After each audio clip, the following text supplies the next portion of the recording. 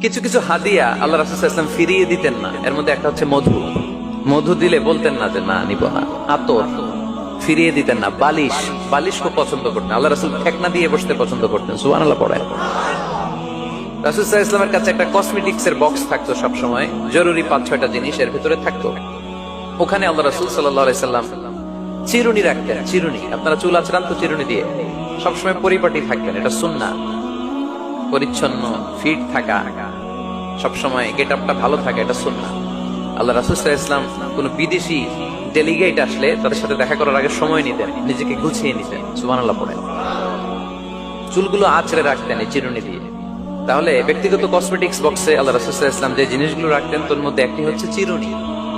২ number, আল্লাহ রাসূল সাল্লাল্লাহু আলাইহি ওয়াসাল্লাম জাইতুনের তেলের একটা ছোট্ট বোতল রাখতেন। ওয়াত-তিনি ওয়াজ জাইতুন, অলিভ অয়েল।